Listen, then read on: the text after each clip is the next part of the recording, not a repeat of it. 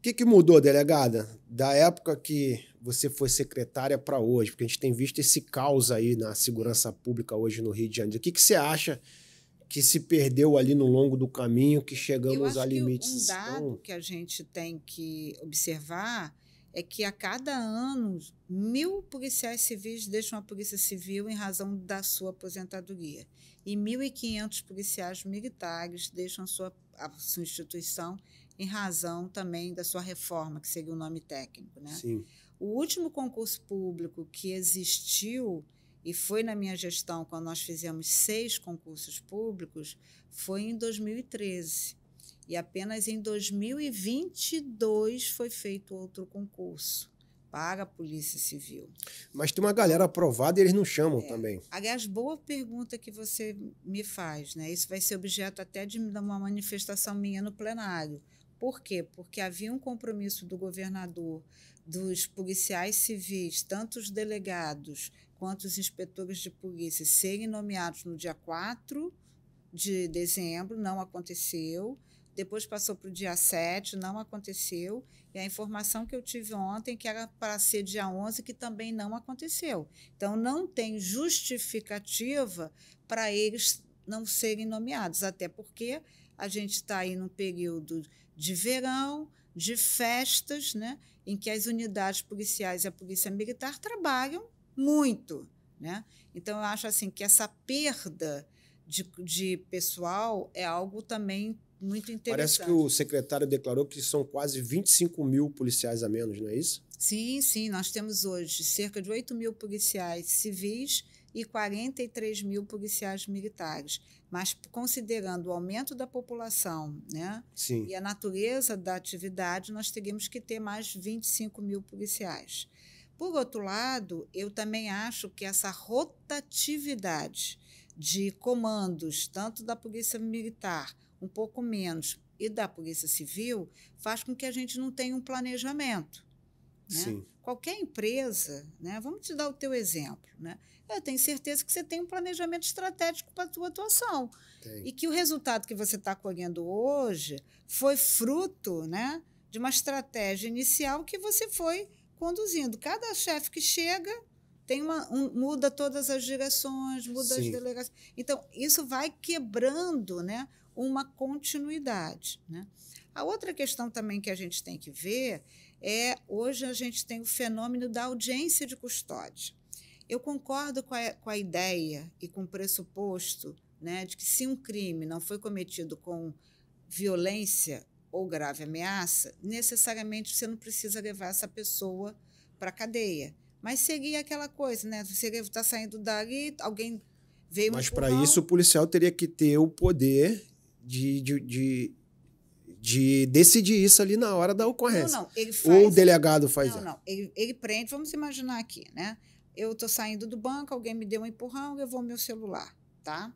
Então, o policial leva a delegacia, o delegado faz o auto de prisão em flagrante pelo crime de furto, ele vai para a audiência de custódia e ele é liberado.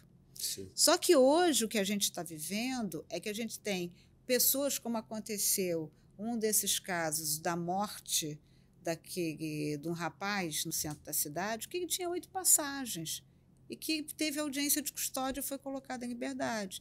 Então, ontem até foi objeto da minha fala nessa audiência pública, e foi muito bom, porque tinha um representante do Ministério Público que a gente tem que sentar, não é descumprir a lei, mas avaliar corretamente, com todo respeito ao Ministério Público e ao Poder Judiciário, que o fato de não ter tido 8 vezes o emprego da violência, mas na 9ª teve. Sim. Entendeu? Então, acho que a gente tem... E aí surgiu até, como sugestão do Ministério Público, a exemplo do que a gente já tem hoje nos grandes eventos, né? A gente tem lá montado o juizado do torcedor, por exemplo. Né? A gente tem, para aquele grande evento, a gente tem o delegado, o juiz e o promotor. Então, vamos aproveitar esse período do verão, né, em que a gente está tendo aí arrastão, né, todas essas coisas, vamos aproveitar esse período e vamos fazer um juizado especial na área da Zona Sul. Então, da 9ª DP até aqui a 16ª DP, pegando um pouquinho mais o Recreio, que é 43, Sim. a gente fazia um grande... Aqui já um pouco mais de Zona Oeste, mas a gente está vendo muito... Onde é que está acontecendo isso? Em Copacabana. Né? Então, vamos criar nos espaços das delegacias... Isso daria mais agilidade ao processo. Isso daria mais agilidade ao processo e mais eficiência. Né? Porque o juiz, ao decidir, ele vai ter lá do seu lado o delegado para prestar as suas informações. Ele vai ter o MP, que vai ter também analisado, né, os antecedentes. Então, eu acho que a gente... Porque para que, pelo menos, foi o caso desse jovem que agrediu... Então, você acha que esse julgamento que a gente acha inadequado pode ser por falta de comunicação entre o delegado, o Ministério Público, eu acho que a gente tem que promotor? Entender, eu não estou fazendo aqui pedido para ninguém descumprir a lei. Não, claro, não. Com certeza. Mas a gente tem que entender que, na dúvida, indúbio pro sociedade. Sim. Tá?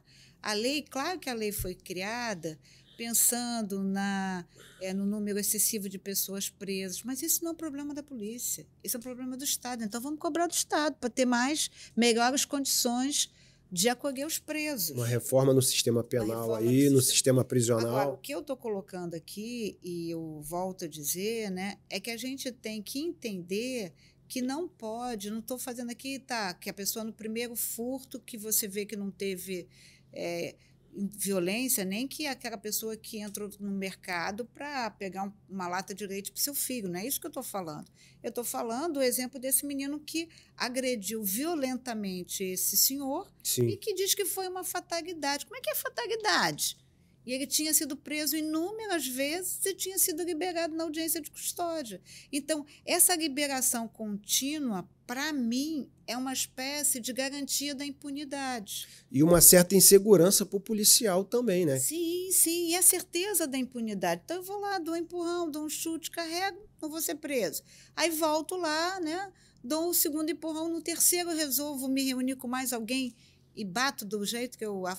É um idoso, gente. Né? Copacabana, para quem não sabe, é o bairro de maior presença de idosos. Então, a chance do resultado dessa violência acarretar um dano à integridade física ou, quem sabe, a morte é muito grande, como esse jovem do centro que acabou sendo morto. Né?